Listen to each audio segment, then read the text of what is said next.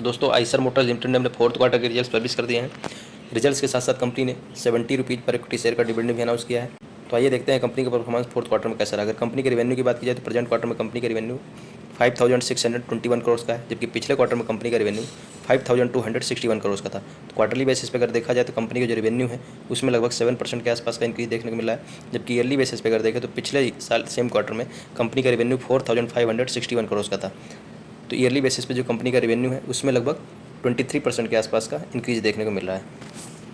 इसके बाद अगर कंपनी के एक्सपेंडिचर की बात करें तो प्रेजेंट क्वार्टर में कंपनी का एक्सपेंडिचर 4200 करोड़ के आसपास है, जबकि पिछले क्वार्टर में कंपनी का एक्सपेंडिचर 3964 करोड़ का था, जबकि लास्ट ईयर सेम क्वार्टर में कंपनी का जो एक्सपेंडिचर था 3307 करोड़ का। तो ईयरली और क्वार्टरली दोनों बेसिस पे कंपनी का एक्सपेंडिचर भी इंक्रीज होते हुए दिखे हैं। इसके बाद कंपनी की अगर नेट प्रॉफिट की बात करें, प्रॉफिट आफ्टर टैक्स की, तो प्रेजेंट क्वार्टर में 1362 करोड़ का है, जबकि पिछले क्वार्टर में कंपनी का जो प्रॉफिट था 1170 करोड़ का, जबकि लास्ट ईयर सेम क्वार्टर में देखा जाए तो कंपनी की जो प्रॉफिट था 1070 करोड़ का। तो क्वार्टरली बेसिस पे जो कंपनी का प्रॉफिट लगभग 16.5% इंक्रीज होते हुए दिखा है, जबकि अगर इसको लास्ट ईयर से कंपेयर करें तो ईयरली बेसिस पे कंपनी का जो प्रॉफिट है लगभग 27% के आसपास इंक्रीज होते हुए दिख रहा है।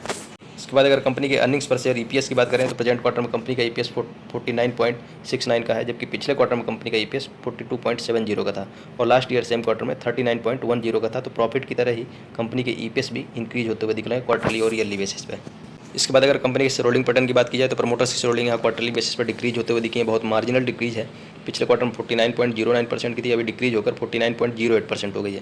अगर एफआईएच की शेयर होल्डिंग देखें तो वो भी डिक्रीज होते हुए दिख रही है क्वार्टरली बेसिस पे।